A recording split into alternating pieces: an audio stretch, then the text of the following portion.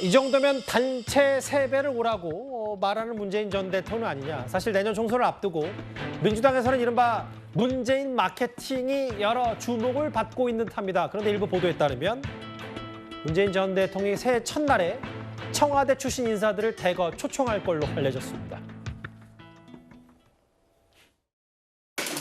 해보세요. 보는 게 더 좋아요.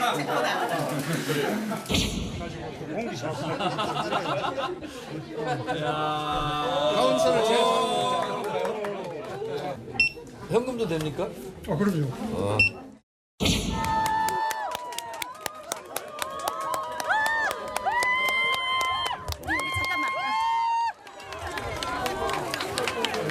다들 족장관님 책에 사인 받았어요. 네, 아주 고맙습니다. 반갑기도 하고요. 관련해서 보도 내용을 저희가 볼까요?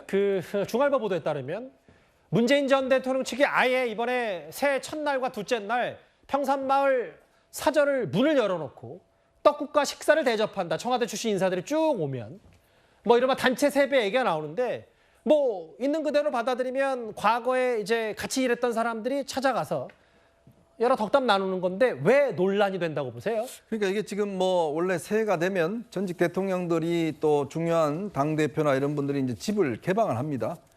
그래서 뭐 저희들 기자들 같은 경우도 새해 이제 쭉 돌면서 떡국을 먹고 또 이렇게 이야기하는 뭐 그런 것들이 관리화돼 있어요. 예. 막 그런 차원에서 이제 문재인 전 대통령도 평산마을을 개방을 해서 이제 당시에 함께 근무했던 여러 가지 어떤 직원들을 뭐 오는 거 저는 뭐 일상적인 거라고 봅니다. 예. 근데 문제는 뭐냐면 이게 이제 총선을 앞두고 있기 때문에 마치 이게 지금 어떤 정적 행사로 비춰질 수 있는 가능성. 지난해 8월 달에도 한번 평산마을에 전직 이 주로 윤건영 의원이라든지 이런 사람들이 한번 모인 적이 있어요. 예. 그리고 지금도 각 지역에서 이 지역 지구당 이 당원들을 이 버스로 동원을 해서 지금 방문하기도 합니다.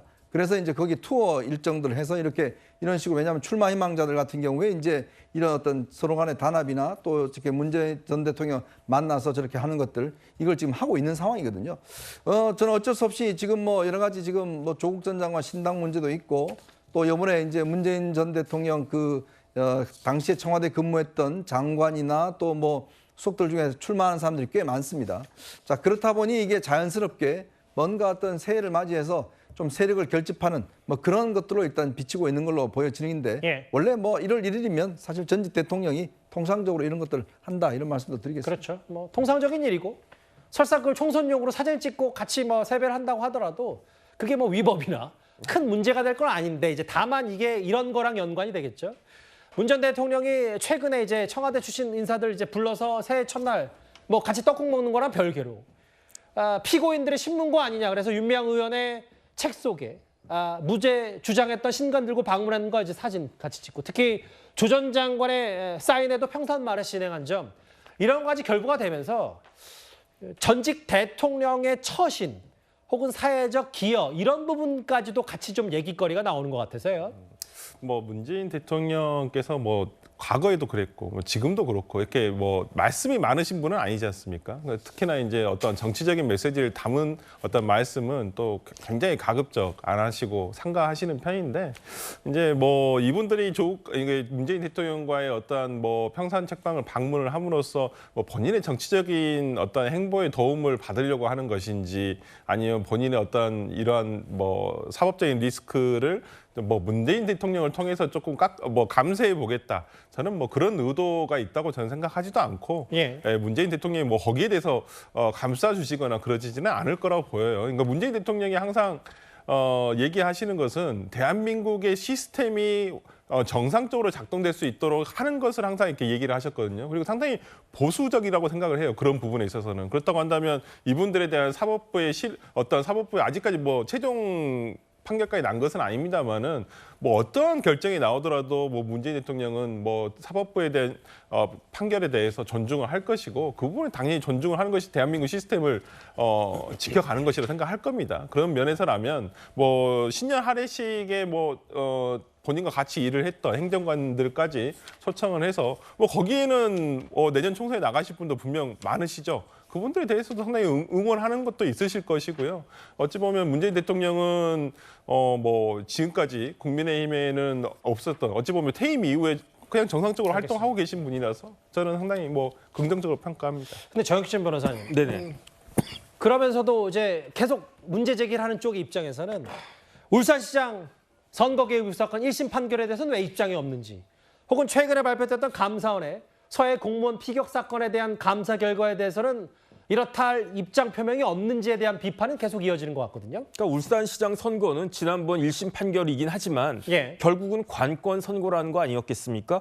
야당 후보에 대한 표적 청탁 수사였고 여당 후보에 대해서는 공약 지원했고 여당의 경쟁자에 대해서는 심지어 매수까지 한 그야말로 저게 어떻게 제대로 된 선거였는가. 그러니까 그 선거로 통해 가지고 어떻게 됐습니까? 그 결과로 자신이 형님으로 모시면서 그의 당선이 문 대통령 본인의 소원이라고까지 했던 송철호 전 시장이 어떻게 됐습니까? 1심이긴 하지만 징역 3년 받았잖아요. 그다음에 문재인 대통령 하면 제일 먼저 떠오르는 캐치프레이즈가 뭡니까? 사람이 먼저다잖아요. 그런데 공무수행 중에 순직한 우리 공무원에 대해서 그렇게 그 공무원이 저렇게 아주 끔찍하게 피살을 당하셨으면은 대국민 사과는 고사하고라도 최소한 그 유가족들에게 대해서는 사과해야 되는 거 아니겠습니까? 다른 사람은 몰라도 제가 봤을 때 그 아이들과 그 유가족들에 대해서는 진심으로 사과를 해야지 그게 우리나라를 한때 이끌었던 대통령으로서의 처신이 아닌가 싶은데 예. 저렇게 하면서 뭐 저런 파티하는 게 저게 그 말이 되겠습니까? 그러니까 북한이